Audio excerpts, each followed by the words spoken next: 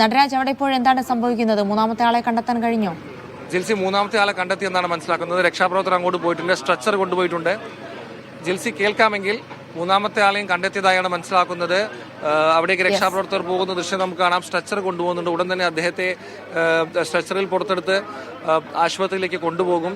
മൂന്നാമത്തെ ആളെ മണ്ണിനടിയിൽ നിന്നും കണ്ടെത്തിയെന്നാണ് അറിയുന്നത്. കല്ലുകൾ മാറ്റുന്നത് നമുക്ക് ദൃശ്യങ്ങളിൽ കാണാം. കല്ലുകൾ മാറ്റിയതിനു ശേഷം അദ്ദേഹത്തെ സ്ട്രെച്ചറിൽ അടുത്തുള്ള ആശുപത്രിയിലേക്ക് കൊണ്ടുപോകും.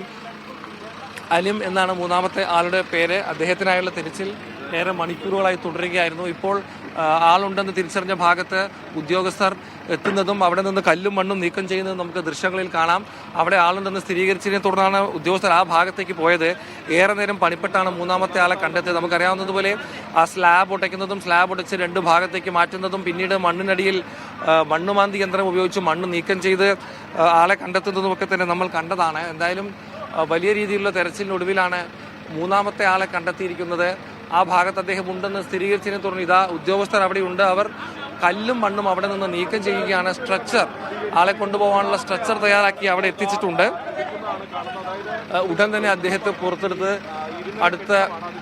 അടുത്തുള്ള സ്വകാര്യ ആശുപത്രിയിൽ എത്തിക്കും. ഈ സംഭവത്തിൽ ഏറെ ഖേദകരമായ കാര്യം, ദുഃഖകരമായ കാര്യം, ആദ്യം പുറത്തെടുത്ത രണ്ടുപേരും ഇപ്പോൾ ജീവനോടെയില്ല എന്നുള്ളതാണ്.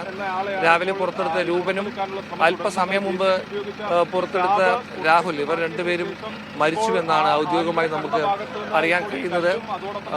എന്തായാലും മൂന്നാമത്തെ ആളെ കണ്ടെത്തി ആ ഭാഗത്തുനിന്ന് മണ്ണിപ്പോൾ നീക്കം ചെയ്യുകയാണ്. സ്ട്രെച്ചറിൽ മണ്ണ് മാറ്റിയ ശേഷം സ്ട്രെച്ചറിൽ അദ്ദേഹത്തെ കൊണ്ടുപോകാനുള്ള ഒരു ക്രമീകരണമാണ് ഇപ്പോൾ നടത്തുന്നത്. സ്ട്രെച്ചറുമായി ഉദ്യോഗസ്ഥർ തയ്യാറായി നിൽക്കുന്നുണ്ട്. ആളെ കണ്ടെത്തുന്ന പക്ഷം ഉടൻ തന്നെ സ്ട്രെച്ചറിലേക്ക് മാറ്റി അടുത്തുള്ള ആംബുലൻസിലേക്ക് മാറ്റും. തൊട്ടടുത്തുള്ള സ്വകാര്യ ആശുപത്രിയിലേക്ക് കൊണ്ടുപോകും. എന്തായാലും അല്പസമയത്തിനകം അദ്ദേഹത്തെ പുറത്തെടുത്ത് കൊണ്ടുപോകുമെന്നാണ് അറിയുന്നത്.